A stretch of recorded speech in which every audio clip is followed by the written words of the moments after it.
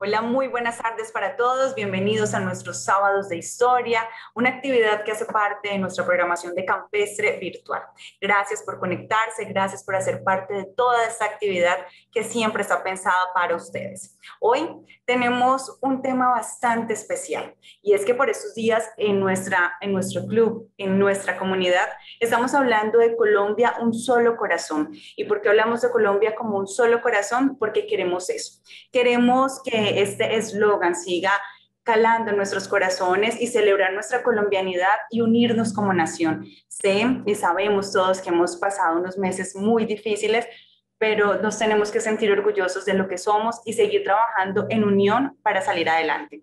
Así que bienvenido Juan Carlos, que siempre nos está acompañando con toda esta historia, con toda esta información tan importante. Y hoy justamente vamos a hablar del Día de la Independencia de Colombia, de la colonia hacia un nuevo amanecer histórico. Una mirada que permite revitalizar este acontecimiento a través de un enfoque estético. Así que gracias de nuevo a todos ustedes por conectarse, a nuestra junta directiva, a su presidente Gonzalo José Oliveira, nuestro gerente Rolando R. Rojas, gracias. Gracias a las personas que se conectan con nosotros. Un saludo especial al señor Octavio, que siempre hace parte también de la programación de Campestre Virtual. Juan Carlos, como siempre, bienvenido, nuestro historiador del arte, que nos acompaña para ampliar toda esta información. Juan, muy buenas tardes y adelante. Lorena, muy buenas tardes y como siempre, muchísimas gracias por tu colaboración. Bueno, el día de hoy quiero dar nuevamente las gracias a Lorena, a Mónica Meneses y al Club Campestre por permitirnos este espacio donde podemos de una u otra manera, en medio de esta situación, como comentaba Lorena, de ya varios meses, poder ampliar nuestra cultura y aprender cosas nuevas que tengan que ver con la historia, con el arte, ¿no?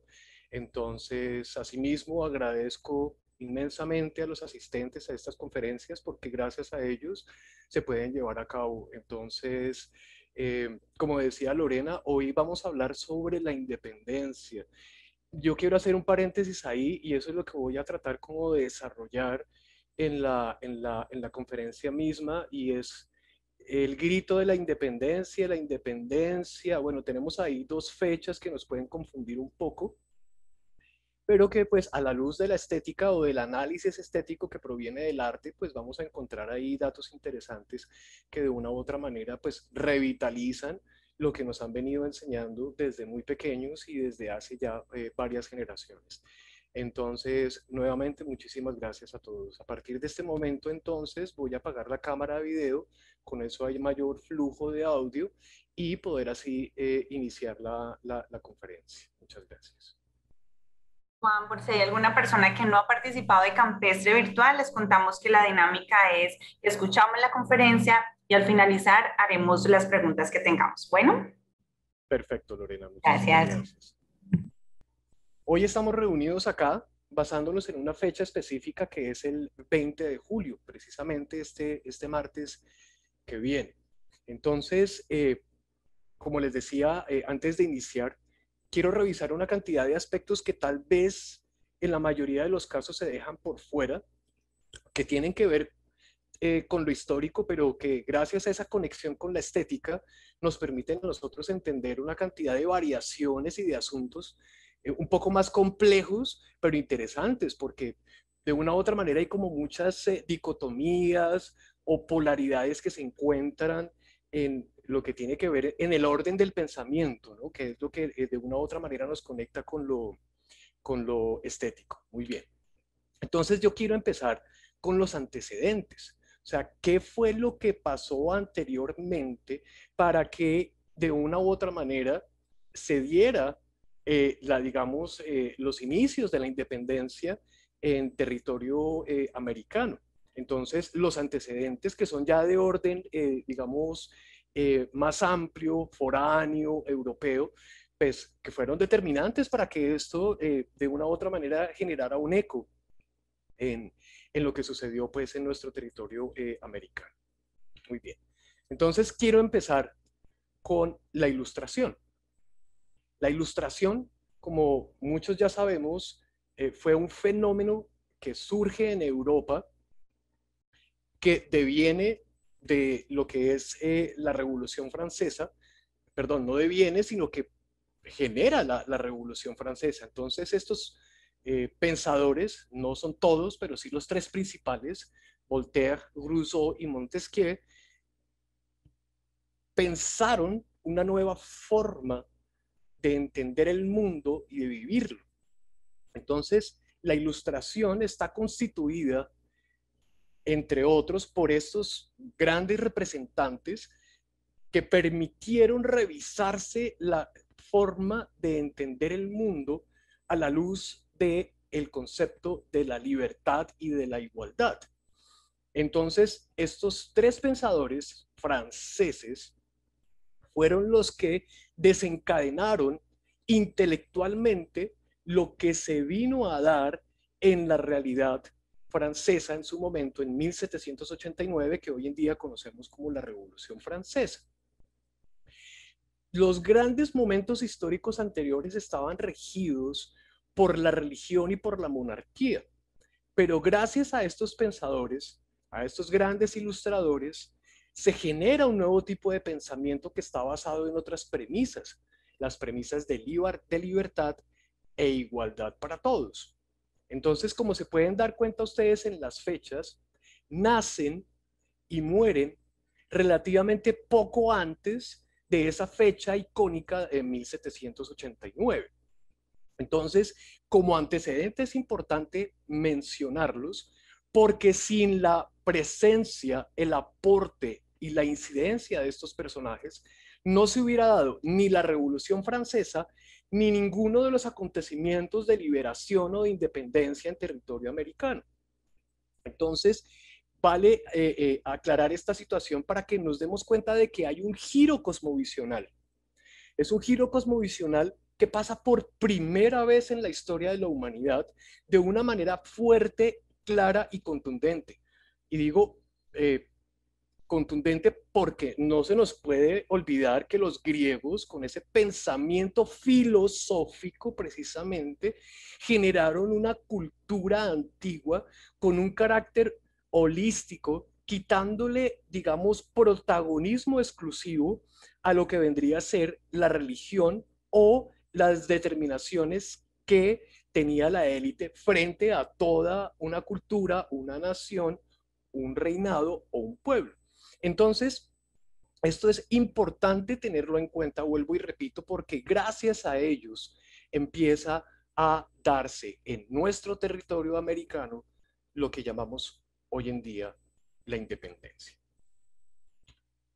Entonces, vean ustedes cómo el artista Eugène Delacroix, con su famosa pintura de la libertad guiando al pueblo, está mostrando cómo ese cambio cosmovisional, esa forma de entender el mundo que habían creado estos personajes de la Ilustración, empieza a permear todos los ámbitos de la sociedad, todas las escalas sociales, todos los, digamos, ámbitos de lo cotidiano también.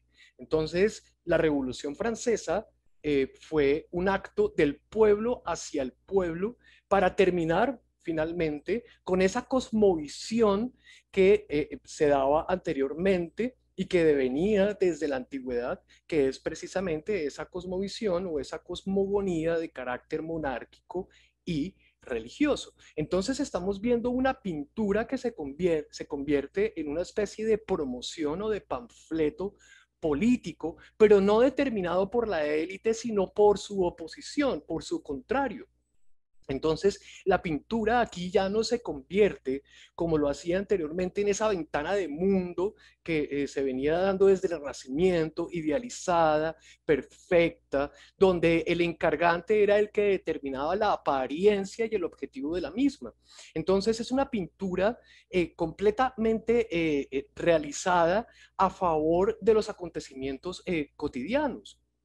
Entonces, el artista se convierte en una especie de documentalista realista y no en un ser creativo que tiene limitaciones de realización de la pieza por parte, digamos, del encargante, que es en últimas lo que pasaba antes de este momento histórico que estamos mencionando, como antecedente. ya lo había mencionado. Muy bien. Ahora, en términos históricos hay que citar entonces a tres personajes importantes, ya no del orden de la ilustración, o sea, del pensamiento, de la filosofía, ¿cierto? Ya no, digamos, en el caso de lo artístico, como era Eugène Delacroix, sino desde lo político. Entonces aparecen personajes como Carlos V y su hijo Fernando VII. Fue en el reinado de Fernando VII cuando aparece otro personaje que viene a ser relevante, hijo de la Revolución Francesa, que es Napoleón Bonaparte. Él queda como el expansor, digamos, de este pensamiento de la Ilustración, lo trata de expandir, por eso es un fenómeno histórico de orden eh, eh, imperial, o sea, Bonaparte no quedó como rey, sino como emperador. Sin embargo, deja a su cargo el reinado de España a su hermano Pepe Botellas, llamado así, digamos coloquialmente, José Bonaparte. Entonces aquí estamos viendo una sucesión de personajes que estuvieron antes de esos acontecimientos independistas en territorio americano. Carlos V, Fernando VII y José Bonaparte. Entonces, el arte, ahí sí regreso nuevamente, salgo de lo político para entrar nuevamente en lo estético o en lo artístico. El artista, digamos que lo que hace es recibir el encargo de la pintura para reflejar la intención del personaje. Aquí estamos viendo a dos monarcas y a un representante de la revolución en reemplazo de el gran emperador Bonaparte, que es su hermano. Entonces, aquí las imágenes son digamos, una especie de promoción política. Entonces, el artista sigue como en un intermedio entre hacer lo que hace como arte y hacer lo que el encargante define como arte. Pero si ustedes se dan cuenta, todas las imágenes tienen como centro de atención en la misma imagen el personaje, a diferencia de lo que veíamos en esta pintura, donde evidentemente hay una figura central e importante que vendría a ser esta mujer. Más adelante les voy a mostrar a ustedes de dónde viene esta imagen. Sin embargo, los demás personajes que están ahí en esa escena, en esa puesta en escena, son protagónicos, o sea, hay un protagonismo horizontal y ese protagonismo lo tiene el pueblo. Si bien es cierto que la mujer está en la parte central de la pintura, está representando es la victoria y la libertad. Lo que les decía anteriormente con ese concepto de libertad y equidad, perdón, de igualdad que promulgaban estos pensadores de la Ilustración. Entonces, lo que nosotros estamos viendo acá no es una pintura donde hay un solo protagonismo encerrado en un personaje, que lo que pretende del artista es que esto se convierta, o estos retratos se conviertan, ¿cierto?, en una especie de expansor político de lo que ellos estaban haciendo en su momento. Entonces los retratos son encargados por el personaje, el artista lo realiza, pero la función está determinada por el encargante. Muy bien. Y Napoleón Bonaparte, esta es una pintura muy famosa que representa al emperador en la batalla de Waterloo, que finalmente termina perdiendo, ¿no? Pero vean ustedes la representación de Napoleón de una manera magnífica y exaltadora, en un caballo blanco además, y pues de una forma también épica incluso, con una forma de representación, con un perfeccionismo indudable e innegable. Entonces, vean ustedes lo que les estoy diciendo, el arte no solamente es lo que consideramos hoy en día como la expresión de un artista y sus emociones o sus subjetividades, sino que hay una dicotomía o ambivalencia entre el acto creativo independiente, ¿cierto?, o emocional o expresionista, y el acto creativo determinado por un encargante en función de una campaña política o de exaltación o de victoria de un personaje. Entonces, Eso también pues, me llama la atención que lo tengamos en cuenta. Ahora, llega a lo que es territorio americano, nuestro territorio, pero como antecedente todavía. Entonces aquí estamos viendo una escultura de Manuela Beltrán que en 1781, vean ustedes, incluso 8 años antes de la Revolución Francesa. Eso es muy curioso e interesante, porque podría uno pensar que esta rebelión de los comuneros, por linealidad histórica, se debió dar años después de ese 1789, pero fue incluso lo contrario, fue 8 años antes de la revolución que se dio en Francia. Entonces, parece ser que digamos que estaba pasando algo a nivel internacional y no estaba cerrado solamente en lo que era Europa, sino que ya ese sistema monárquico que generaba colonias en diferentes lugares del mundo estaba reventando. Lo mismo pasa en Estados Unidos y empieza a pasar así sucesivamente en otros lugares del planeta, tal vez de manera más tardía en lo que es África, ¿no? Pero la gran explosión independista no inicia en 1789, eso me parece súper interesante y curioso. Entonces estamos viendo a una mujer americana, el papel de las mujeres en la independencia, no solamente francesa, sino también americana, fue fundamental. Que tal vez queda, digamos, los grandes próceres, los hombres, como los íconos representativos, pues ya es una forma política un poco patriarcal de definirlo, pero lo que no se ha dicho es que las mujeres tuvieron una función preponderante e importante para que todo esto se pudiera gestar. Entonces, en la rebelión de los comuneros de 1781 es cuando realmente nuestro territorio empieza ya a dar atisbos digamos, de eso que tanto se estaba anhelando que era la independencia. Ahora, en lo que tiene que ver con lo artístico, evidentemente esta escultura es una escultura que fue hecha posteriormente y es una escultura que se puede asociar más hacia esa escultura expresionista que veíamos precisamente en la conferencia anterior cuando analizábamos la escultura de Rodin, mucho más emocional, mucho más expresiva, mucho más romántica, por decirlo así, que esas otras pinturas, como hemos visto algunas anteriormente en estas diapositivas, mucho más perfeccionistas, realistas, racionales. Entonces, el análisis estético que estamos haciendo nosotros acá y que vamos a profundizar más adelante tiene que ver precisamente con esas polaridades de lo romántico, de lo expresivo, de lo irracional, versus esas representaciones artísticas que tienen que ver con la racionalidad, con el pensamiento filosófico, incluso científico, ¿cierto? En una tensión permanente. Muy bien.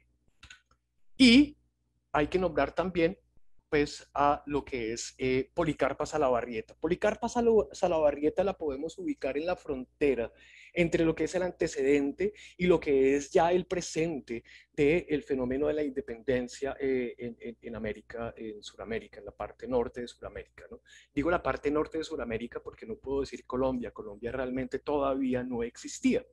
Entonces aquí estamos viendo un retrato de Policarpa Salabarrieta, quien participa en esa campaña independista, ¿cierto? Y muere por fusilamiento en Santa Fe en 1817, o sea, 7 años después de lo que hoy en día la mayoría de la gente piensa que es el Día de la Independencia, el 20 de julio, cuando finalmente no es. No es, por eso hice esa aclaración al principio de la conferencia. Lo que nosotros vamos a ver realmente, ¿cierto? Es el grito de independencia. ¿Un grito de independencia frente a qué? Frente al yugo de la corona española. Y ya sabemos quiénes eran los personajes que estaban ubicados ahí, ¿no? Estaba Carlos V, Fernando VII, y bueno, aparece entonces ahí el fenómeno de la Revolución Francesa y aparece Napoleón Bonaparte y José Bonaparte como representante, digamos, de esa campaña imperial de Bonaparte. Entonces, este mapa que ustedes están viendo acá, ¿cierto? Nos está mostrando el croquis de lo que era el virreinato de Santa Fe o de la Nueva Granada, ¿cierto? En 1810. en 1810, que es lo que hoy en día conocemos como Colombia, Venezuela y Ecuador. Entonces, cuando estaba, digamos, brotando, ¿cierto? En 1781 estábamos bajo ese yugo español, pero no nos habíamos podido, digamos, permear todavía del todo lo que fue la Revolución Francesa. Lo que sucede entonces es el grito de independencia, y ese grito de independencia se da de la manera más particular, y tiene que ver con el préstamo que se le estaba solicitando al señor Llorente en la ciudad de Santa Fe. Préstamo que fue negado, y aparentemente ese fue el detonante, el grito, lo que despertó finalmente la necesidad de independizarse para encontrar precisamente lo que habían promulgado esos grandes pensadores de la Ilustración, que era la libertad y la igualdad.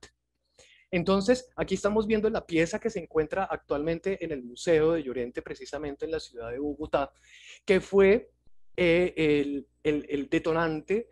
¿Por qué? Porque este préstamo es negado por el señor Llorente, y la gente sale a las calles y ahí empieza a gritar: libertad, libertad, libertad, independencia. O sea que realmente nosotros el 20 de julio no estamos celebrando el Día de la Independencia, estamos celebrando el inicio, ¿cierto? O la ebullición primera de lo que es ese pensamiento libertador en nuestro territorio. Ahora, lo que ustedes están viendo aquí como imagen es simplemente un residuo, un fragmento, es la base del florero, porque el florero se rompió. O sea, en medio de la discusión y todo lo que acabo de comentar, pues empiezan a jalarse este florero, y cae y se rompe. Entonces, lo que hay actualmente no es la totalidad del florero, sino lo que ustedes están viendo en la imagen. Muy bien. Ahora, ¿qué es lo que pasa? Después de ese grito de independencia, empiezan de una u otra manera, perdón, estoy utilizando mucho esa frase, empiezan a darse una serie de batallas, de pugnas internas, y empieza ese mapa a cambiar. Y es aquí donde nosotros podemos hablar ya no del virreinato de la Nueva Granada, sino del virreinato, ¿cierto? De la República, perdón, de la Nueva Granada. Y eso se da tan solo hasta 1811. ¿Y qué es lo que pasa en 1811? Todavía no estamos unificados. No es que ya nos hayamos independizado del todo de los españoles, para nada. Pero empieza a mutar el croquis político del territorio, y a darse ciertas separaciones, y esas separaciones se dan entre federalistas, centralistas y realistas. Entonces, lo que está en color verde son los que quieren que el poder se concentre en Santa Fe de Bogotá, que de hecho era la capital del virreinato de la Nueva Granada. Entonces, ahí hay una cosa como un poco conservadora, por parte, digamos, de lo que son los centralistas, los federalistas, que querían que cada uno de esos territorios distintos que están con color rojo tuvieran independencia total, o sea, que no hubiera una ciudad donde se enmarcara el poder. Y por otro lado, lo que son los realistas, que los realistas, como ya sabemos, no estaban en contra de ser colonia española. Lo que sí no querían era que dependieran de un virrey, sino directamente del rey. Y en este fenómeno, en este cambio de este mapa que estoy comentando, había indígenas, afros, criollos, españoles, que estaban tanto como federalistas o como centralistas o como realistas. Entonces vean ustedes que fue un fenómeno de larga duración para realmente independizarnos. Y estamos hablando de 1811, o sea, un año después de 1810. Entonces, ¿cuál independencia? Nosotros, icónicamente o simbólicamente, nosotros deberíamos decir que el Día de la Independencia es el 7 de agosto de 1819, con la batalla del puente de Boyacá. Sin embargo, nosotros consideramos que el Día de la Independencia es el 20 de julio, y vean que no es tan así. Aquí están los datos exactos. Todavía en 1811 no estábamos independizados. Muy bien. Ahora, fechas clave entonces, 1810, y queda claro, creo que a partir de lo que acabo de decir, es el grito de independencia. el 20 de julio de 1810. En, en esa fecha se dejó un acta donde se seguía declarando fidelidad al rey y más no al virrey, lo que les estaba diciendo anteriormente. Incluso en esa acta que se firmó en 1810 no aparecen personajes importantísimos como Simón Bolívar, el gran libertador, o Antonio Nariño, y qué decir de Francisco de Paula Santander, el gran olvidado de nuestro país. Yo, revisando, digamos, textos de historia, me doy cuenta de que lo que hizo Francisco de Paula Santander fue muy importante para lo que hoy en día llamamos Colombia, incluso tanto como lo fue Simón Bolívar. Entonces ahí es donde yo les digo a ustedes que hay una cantidad de equívocos interesantes y además normales que sucedan. En el mundo entero, cuando se habla del inicio de las grandes revoluciones de independencia, citan a la Revolución Francesa y la fecha de 1789, y ya vimos cómo aquí, en nuestro territorio, en 1781, había mujeres y hombres liderando ese cambio, ¿cierto? Y no se tiene en cuenta. Entonces, ahí es donde yo digo que la historia a veces define ciertas cosas, pero si uno la revisa con cuidado, puede detectar que es algo tan complejo y tan diverso que no se puede poner en una línea de tiempo de una manera imperativa. Entonces, eso fue lo que me pareció interesante, ¿no? También. Muy bien. Ahora, esto que ustedes están acá, ¿cierto? Es la primera bandera y el primer escudo después de ese grito de la independencia, cuando estamos hablando de los realistas, los federalistas y los centralistas. Y vean ustedes que precisamente recoge los colores que estamos viendo en este mapa, ¿no? O sea, el rojo, el verde y el amarillo.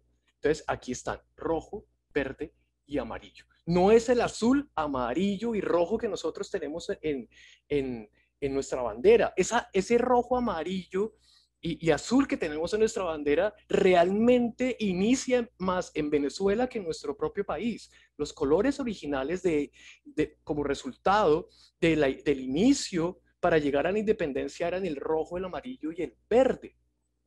Y vean ustedes acá el escudo precisamente de esas provincias unidas de la Nueva Granada, que es el que ustedes están viendo acá. Me atrevería a decir que muy desconocido por mucha gente. Y al estar como desconocido, pues tiende a diluirse en el olvido, ¿no? Pero ¿qué es lo que sucede entonces? Aparece un personaje español llamado Pablo Morillo, perdón por la ficha técnica, y dice Murillo, y no es Murillo, sino Morillo, ¿cierto? Que lo que trata es de recuperar nuevamente esas tierras que se estaban perdiendo,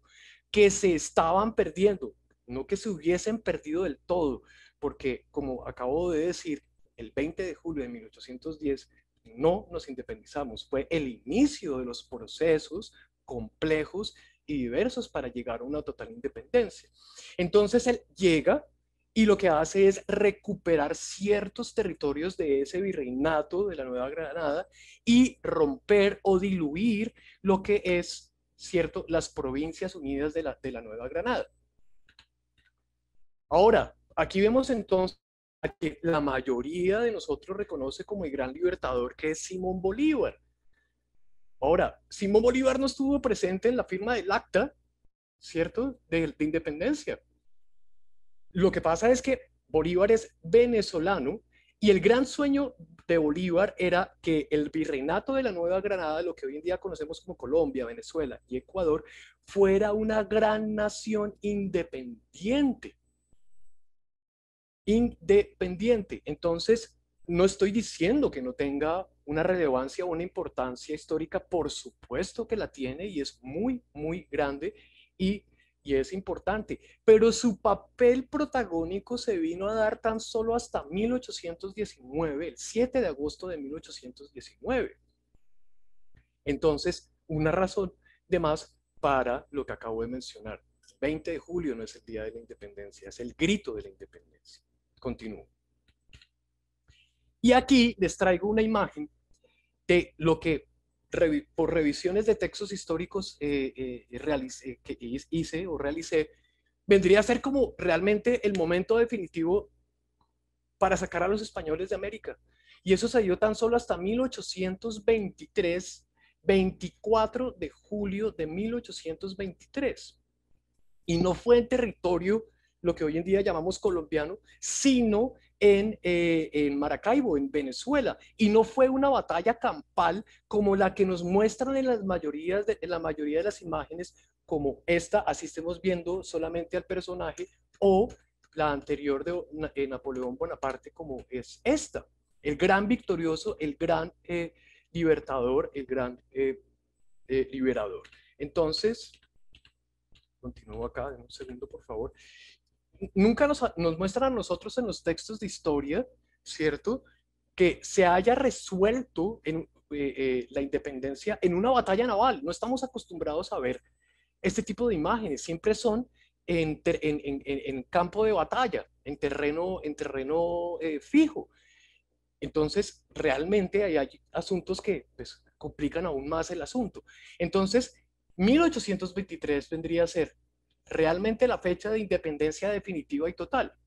Ahora, un dato importante de tener en cuenta, estuve revisando los días festivos que tiene Venezuela y encontré que el 24 de julio es un día festivo, no el 20 de julio, es el 24 de julio, pero no por la batalla del lago de Maracaibo que lideró el almirante Padilla, sino porque, curiosamente, es el día en que nace Simón Bolívar. Entonces, se niega este acontecimiento, esta gran batalla naval, que de una u otra manera, pues es un giro también, ¿no?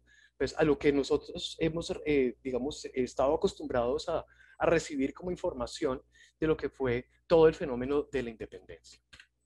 Ahora, ya voy a continuar, pero haciendo mayor énfasis en lo estético, en base a las imágenes que les mostré anteriormente. Entonces, vean ustedes acá, algo muy importante. Estamos viendo una pintura de Voltaire y estamos viendo una pintura de Montesquieu, dos grandes pensadores de la Ilustración. Si ustedes se dan cuenta, las dos imágenes son neoclásicas, y el neoclasicismo se basa en la razón, que es un principio de los pensamientos filosóficos que dieron lugar a la Revolución Francesa. No estamos viendo imágenes que sean altamente expresionistas, como si vamos a ver más adelante. Entonces aquí se refuerza un poquito más lo que decía de esa tensión o esa dicotomía entre lo irracional, lo racional, lo expresivo o lo completamente realista y perfecto, ¿cierto? Como parte de un pensamiento intelectual definido, claro, científico. Entonces, las definiciones, los trazos, la aplicación de la pintura es perfecta, es perfecta. Al igual que en estas tres pinturas. Entonces, vean ustedes que el pintor tiene un alto cuidado en los detalles. Vean ustedes la pintura de Carlos V. Perdona, yo escucho un ruido ahí. Bueno, continúo. Vean ustedes la pintura de Carlos V. Esta pintura fue hecha por Francisco de Goya. Francisco de Goya no pertenecía al neoclásico, que además inicia en Francia, sino al romanticismo español. La actividad artística de Francisco de Goya es muy interesante porque él era el pintor de la corte española, pero por otro lado hacía grabados de las guerras donde pintaba, dibujaba también las monstruosidades de la guerra. Entonces estaba al servicio de uno o al servicio del otro. Tenía una habilidad técnica para poder ser neoclásico, pero lo que a él más le apasionaba eran sus grabados y sus pinturas que eran completamente ajenas a esta exaltación política. En la imagen del centro, nosotros estamos viendo a este personaje que ya sabemos que es Fernando VII, con todas las premisas del neoclasicismo. Y qué decir de esta pintura de Pepe Botellas, de José Bonaparte. Perfección al máximo, pura y dura. Vean ustedes incluso cómo está repitiendo patrones que son obviamente imperiales, pero no de una revolución francesa, sino incluso de antes, de lo que era el imperio romano en la antigüedad, la exaltación, ¿cierto?, de la cabeza mayor de una cultura, de un pueblo. Entonces, aquí estamos viendo a un personaje que en vida real no es tan perfecto, pero se exalta aún más con todas las telas que acompañan de fondo, con el mismo trono y con el vestuario, la indumentaria que tiene. Entonces, tres pinturas neoclásicas que se suman a estas dos. Pero ¿qué pasa también por otro lado? Aquí vemos una pintura de Rousseau, vemos la escultura de Manuela Beltrán y vemos la pintura de Policarpa Salabarrieta. Estas tres pinturas no son de corte neoclásico, sino romanticista. Y recuerden ustedes que el romanticismo surge como rechazo al neoclásico por considerarlo excesivamente racional. Entonces, aquí podemos apreciar, en el caso de la pintura de Rousseau, un componente psicológico o expresivo emocional. El tratamiento técnico que tiene la escultura de Manuela Beltrán es errático, es torpe, es emocional, porque lo que está tratando de hacer el artista es concentrar toda la atención en la ruptura de esa negación de los impuestos que tenía la corona española en territorio americano. Y vemos en la pintura de Policarpa Salabarrieta también ese componente psicológico, donde el preciosismo y el alto realismo está ausente. Ahora, nos devolvemos a esa primera pintura de los antecedentes, que es la de Eugène Delacroix, donde vemos a esta mujer en la parte del centro, que ya decía que compartía protagonismo con esos otros personajes que están representados en la pintura. Sin embargo, se encuentra un poco más elevada. Eso es una, digamos, extensión histórica de lo que los griegos llamaban la victoria alada que ponían en los barcos para poder vencer nuevamente victoria griega o concepción de libertad o de victoria griega versus la nueva concepción, ¿cierto?, del siglo XVIII francesa, con la pintura de esta mujer con el torso de la parte superior completamente descubierta, con esa desnudez, que la desnudez también es sinónimo de libertad, ¿no? Es como desprenderse de eso que no es propio, que no es natural, y mostrarlo con toda la frescura y naturalidad que debería tener. Muy bien. Pasamos entonces a esta imagen, es el florero de Llorente que les acabo de mostrar.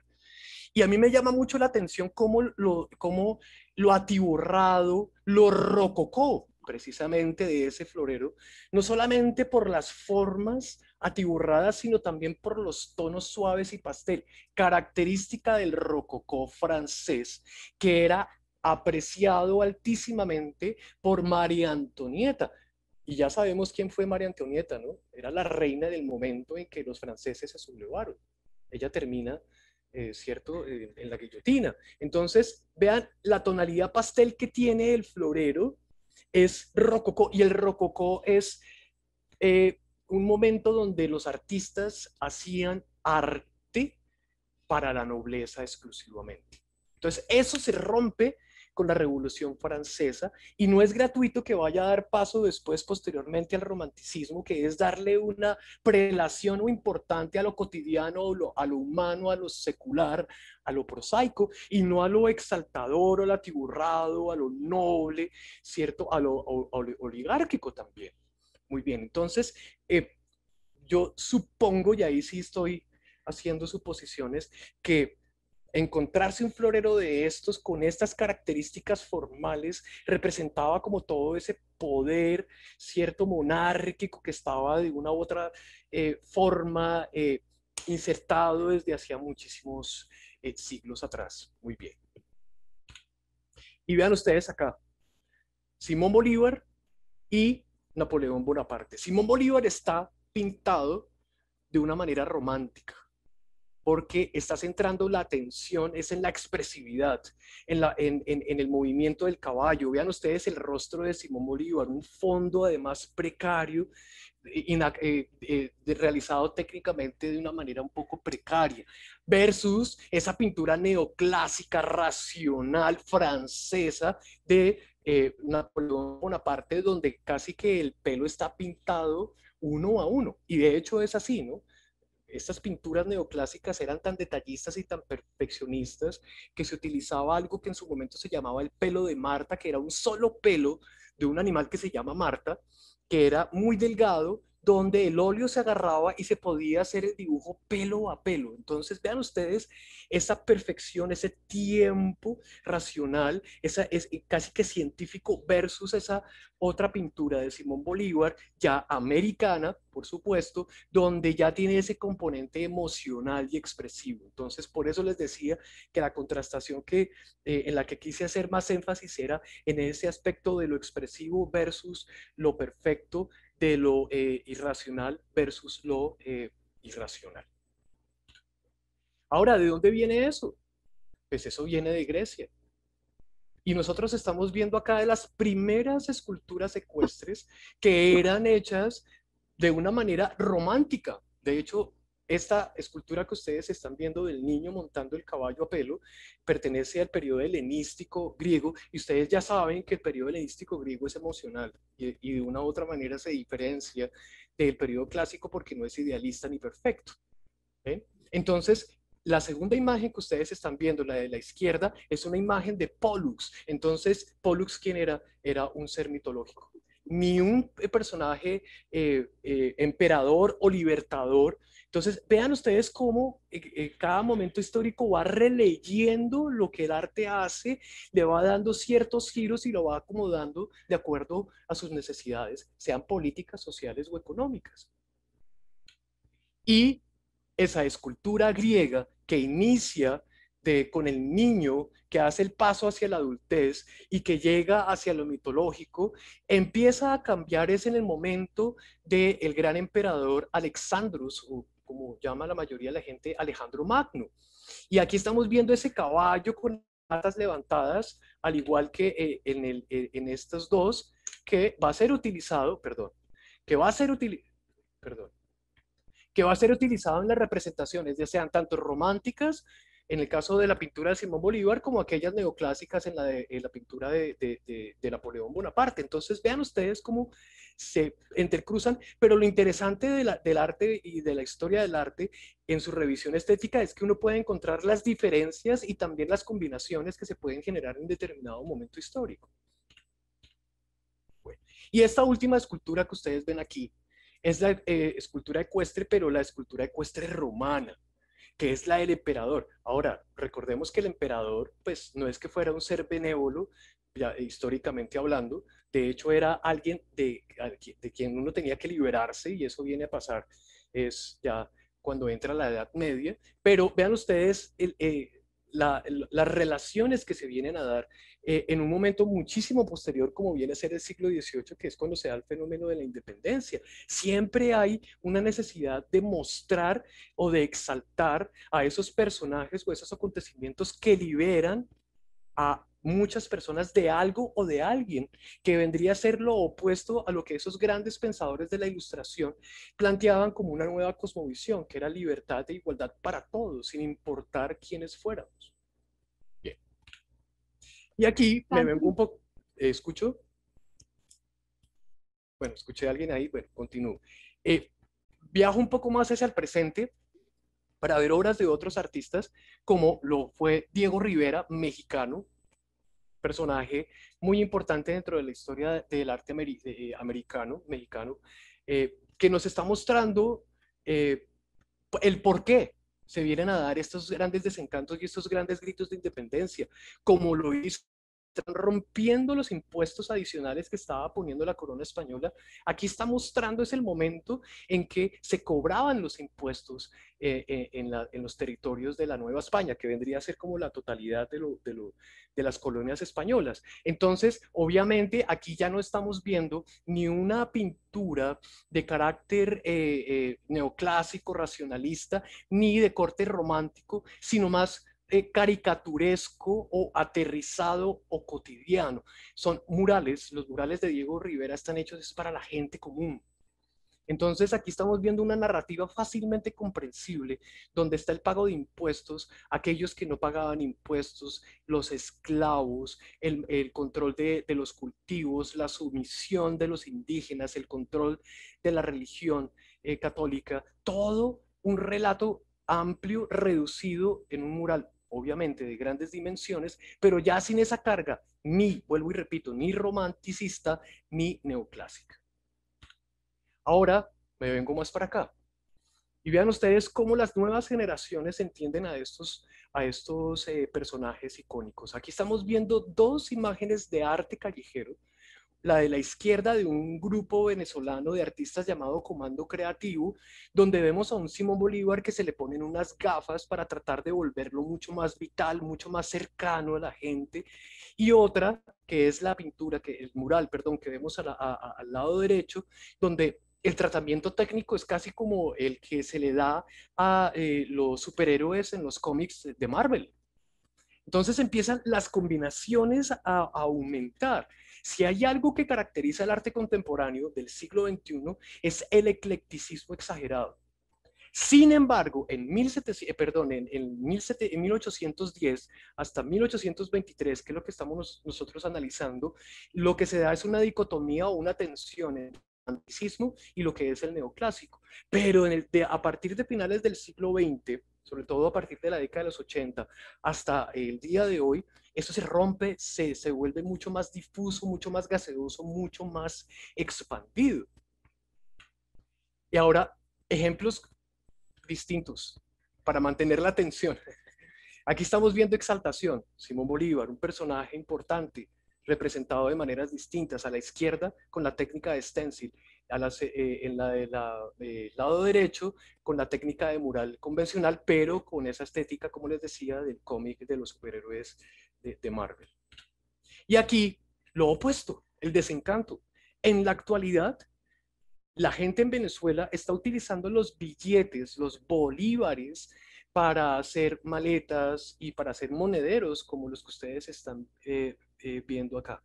Entonces, vale más el monedero como monedero hecho con billetes que el billete independiente. O sea, la devaluación que tiene el peso de Venezuela es una cosa aterradora que yo creo que ya todos sabemos. Incluso hubo una época aquí en Cali donde en las calles le vendían a uno por 2.000 pesos una cifra en bolívares que era pues descomunal. Entonces, esas tensiones se mantienen. Hay una conformidad, una exaltación, ¿cierto? Una noción de libertad y de victoria, pero por otro lado también hay un desencanto que tiene que ver con el orden de lo económico, tiene que ver con la devaluación del peso venezolano en este caso específico. Y para cerrar ya la exposición del día de hoy, traigo estas dos imágenes para mantener la atención y esas arbitrariedades, ¿cierto? O combinaciones extrañas. El escudo que ustedes están viendo a mano izquierda es básicamente el mismo que el que están viendo a mano derecha. Digo básicamente el mismo porque no es el mismo. Pero vean ustedes que el marco es de color azul, las granadas de bordura, así se llaman, de color amarillo, están en la franja azul, el águila negra que está en el centro, ¿cierto? Sigue siendo negra, la corona encima de la cabeza del águila y las dos granadas que sujeta el águila con las patas. Hay una ligera variación y es como en la forma, en el marco definitivo, pero sigue siendo el mismo escudo. Lo que pasa es que el escudo que está a la izquierda es del virreinato de la Nueva Granada, o sea, es un escudo español. Y el que ustedes están viendo a mano derecha es el escudo de Santa Fe de Bogotá en la actualidad. Entonces, si bien es cierto que se dio un grito de la independencia, hay que tener en cuenta que esa independencia icónicamente real viene a ser el 7 de agosto de 1819 y definitiva a nivel de territorio americano en 1823 con la guerra que se dio en Maracaibo por el almirante Padilla. Pero aún en la actualidad nosotros estamos viendo tensiones como la que les estoy mostrando a ustedes acá. O sea, es muy curioso que se siga manejando un escudo cuando ya nosotros somos república y no tenemos nada que ver, se supone, con lo que en algún momento atrás fue colonia española. Entonces, muchísimas gracias a todos ustedes. Creo que ya doy por culminada la conferencia y abrimos el espacio para preguntas y comentarios. Muchísimas gracias. Bueno, Juan Carlos, como siempre, muy interesante. Muchísimas gracias por toda esta información, por aclararnos varios puntos, por las imágenes que como siempre nos llevan a ese momento y a entender mucho mejor. Así que muchas y muchas gracias.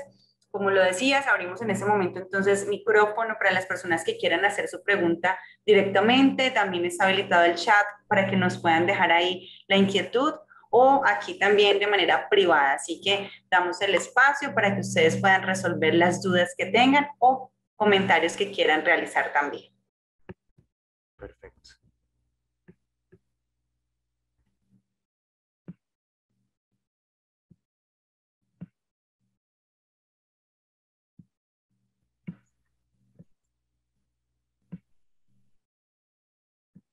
Bueno, por aquí tenemos un comentario, nos empiezan a llegar. Muchas gracias, Juan Carlos, muy buena la conferencia como siempre. Comentario de la señora Elsa.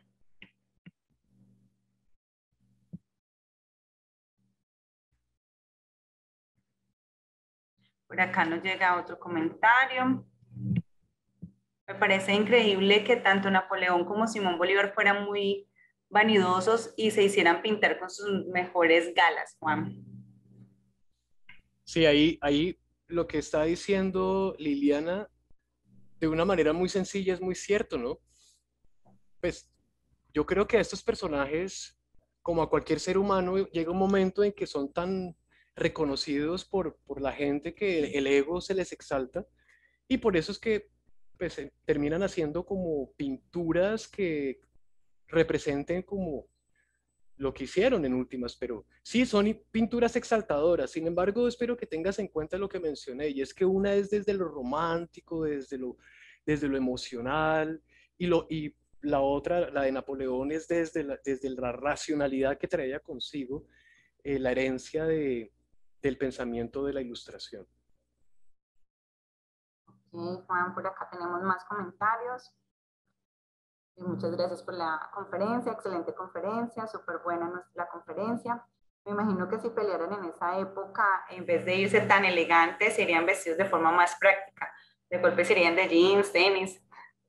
Mira, Sí, sería. Liliana, eso que tú estás diciendo es importantísimo. Las pinturas que nosotros vemos de Simón Bolívar muestran una indumentaria que no es la que él utilizaba en campaña, en batallas. De hecho, si tienes presente la imagen o las imágenes que nos han enseñado de Simón Bolívar, lo vemos blanquito. La escultura, el monumento que hay en la plaza de Simón Bolívar, precisamente en Bogotá, que es una escultura, lo muestra él casi como de 1,80 cuando Simón Bolívar creo que no alcanzaba el 1,60 m y no era blanquito, sino era más morenito. Entonces, ahí es donde yo digo que se generan esas tensiones y esos ruidos que son interesantes a nivel estético, y es cómo las imágenes que uno ve terminan siendo como una desviación de orden estratégico, ya sea político o económico. Yo pongo el equivalente a actualidad con con los selfies que se toma la gente con los celulares. Ya viene en la aplicación, en el mismo celular viene el nivel de belleza que va de 0 a 10. Entonces la gente se toma la foto y después le sube el nivel de belleza y queda como realmente no es.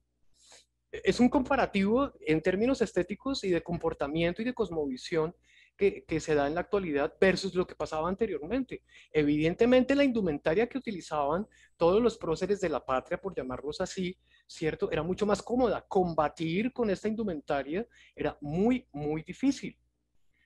Ahora, Napoleón Bonaparte era aún más vanidoso que Simón Bolívar. La indumentaria que vemos de Napoleón la utilizaba prácticamente hasta para dormir. Pero en el caso de Simón Bolívar, chévere que acabes de mencionar eso, o sea, combatir con una indumentaria de esas, pues es engorroso, entonces, pero lo que nos llega a nosotros es esa cosa exaltada, ¿cierto? Emancipada, preciosa, perfecta, ya sea desde lo emocional o desde lo racional.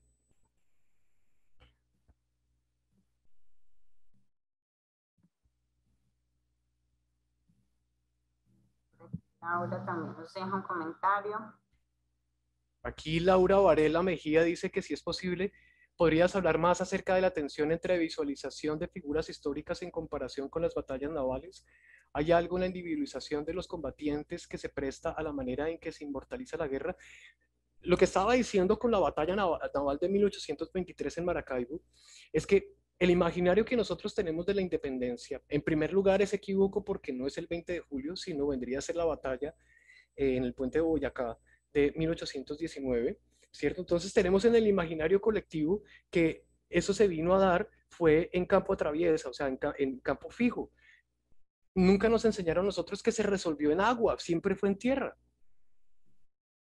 Entonces la manera de inmortalizar a estos personajes tiene que ver más es con necesidades de lo político que con realidades de la persona misma. Laura, ¿ves? No sé si la explicación que te di es suficiente o queda algo que pueda aclararte aún más. Laura Varela, gracias.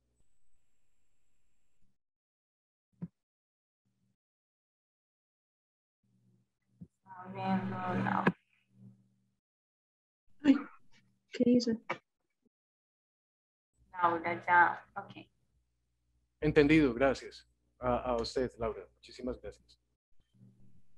Ahora, yo espero que este intento que hice de darle una mirada distinta a lo que es la independencia con lo estético, nos ayude también a darle la vuelta para entender cómo el arte y la estética están al servicio o también releen de acuerdo a las premisas políticas que acabo de mencionar, lo que nos llega a nosotros a través de la historia. Yo siempre he dicho que la historia es más política que histórica. En la mayoría de las ocasiones, la historia se cuenta desde el lado del vencedor y no del perdedor. Voy a citar un ejemplo corto y rápido de esto que acabo de decir. Hitler es un personaje que tiene una X roja en términos históricos, pero él inició con buenas intenciones con el pueblo alemán y aparte de eso fue el primer personaje político vegetariano y fue el primer personaje político que crea leyes para la protección de los animales. Y nosotros lo vemos como un monstruo, pues obviamente, pues porque hizo cosas que no debió hacer, eso es innegable, pero también porque la historia la cuentan los vencedores. Entonces, un poco en términos de lo que estaba preguntando Liliana Varela sobre la manera en que se inmortaliza la guerra a través de esta individualización, también pues, se individualiza, se pone en una burbuja de exaltación a ciertos personajes y a otros se les, se les, se les acaba o se les oculta. O sea, ¿qué pasó con 1781 y la revolución de los comuneros? 8 años antes de la Revolución Francesa, o sea que la Revolución Francesa no es ese primer momento de inicio de revoluciones, porque aquí 8 años antes ya lo habíamos iniciado, pero eso no nos lo van a reconocer. O sea, no nos van a inmortalizar a nosotros como americanos por ser el inicio, ¿cierto?, de las grandes revoluciones. Por eso digo, la historia es más política que histórica. Y el Para arte... completar esto, justamente, Juan, tenemos aquí un comentario de la señora Fanny. La realidad a través de la historia depende de la visión del historiador, del pensador o artista. Como dicen, cada quien cuenta su historia como le vaya.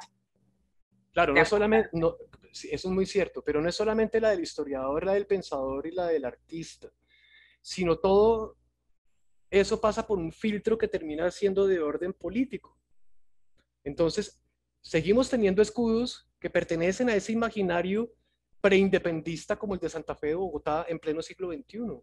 Es un copy-paste del escudo de la Nueva Granada. Entonces, si sigue ahí, ¿por qué?